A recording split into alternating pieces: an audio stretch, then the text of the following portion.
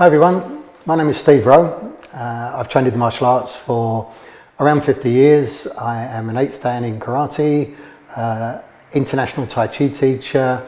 I also have teaching grades in Iaido, Jodo, Jitsu, and I've trained in various other arts over the years, like I guess most people have nowadays. I have my own association, the Shikon Martial Arts Association.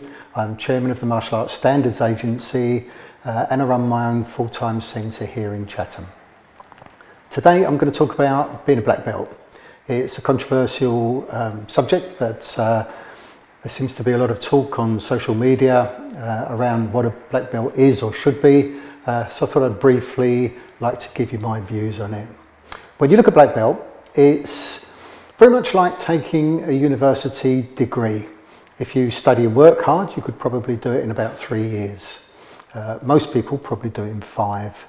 I think if you train maybe 3 lessons a week and you train every day, you work quite intelligently, you're reasonably fit, between 3 and 5 years would probably be the norm. A black belt is the relationship between you and your instructor, and I think really doesn't have much to do with anyone else. It's at that point where the instructor is saying, you understand the basics. Shodan means first dan and first level. So if you're thinking about the martial arts as climbing a ladder, you found the ladder. It's where the work really starts. It's like you can get a degree, but it's your ability to be able to go out and use it that really counts. So I think that I used to think years ago anyone could make black belt. It's not that difficult. 3 lessons a week, training every day, 3 to 5 years, surely that's fairly simple. What I realised over the years was that not many people can actually commit that much. And of course the thing with getting to black belt is it does change you as a person. And in changing you as a person, quite often, people reach a point where it's difficult for them to change. And the difficulty might be within themselves, it might be their family, it might be people around them. I've often had students come in and say, you know, I have to leave, my wife says I've changed, or my husband says I've changed, or whatever. They don't like the fact that the person that they married or the person that they have around them each day is actually changing into a stronger, more determined person. So I think the character change probably is the big thing. The physical training is quite important, and as instructors, that's the change that we're looking for. People join a dojo for many, many reasons, and they might come in because they want to get slim, they want to get fit, they want to learn to defend themselves. Whatever reasons they give, I think what you're really saying is, I want to change, I want to be different. And putting yourself through that mill, that 3 to 5 years of solid training, study and change, most definitely does the trick. It does change people. That's if you're training in a good club with a good instructor, in a good training system.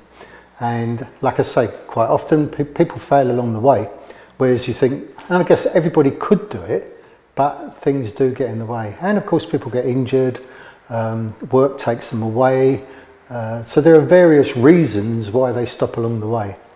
But what you realise is that there is only the few that actually make it. Those that do make it, often when they get to black belt, some of them go, some of them leave. They've kind of achieved what they set out to do.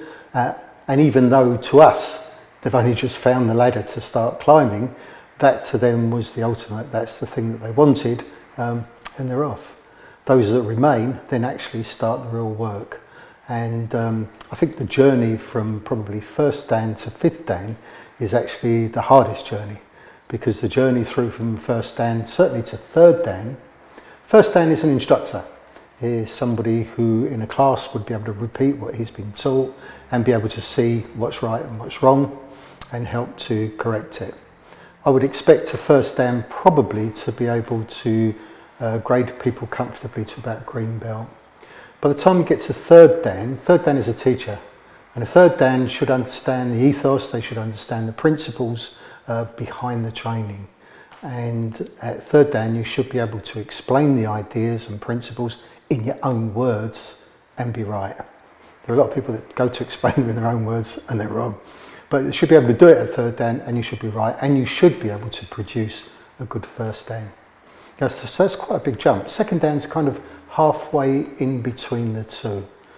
And a third dan can take responsibility for their own training and for teaching others, and be able to do a good job at it. By the time you get to somewhere like fifth dan, you should have moved on to at least national to international level and be teaching at around about that standard.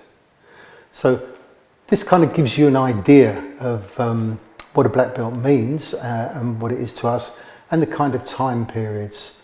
So most people up to first dan, minimum 3 years, maybe 5 years, and then the general consensus is it will be 2 years more to get to second dan minimum, 3 more years to get to third dan, 4 more years to get to fourth dan, and so on.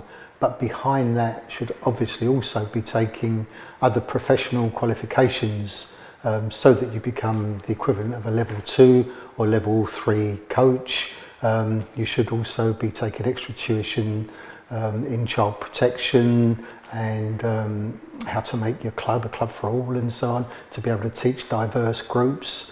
And as you progress, the list of qualifications in the background should be building up with you, and that makes you a good professional teacher. Yeah, that's my view anyway.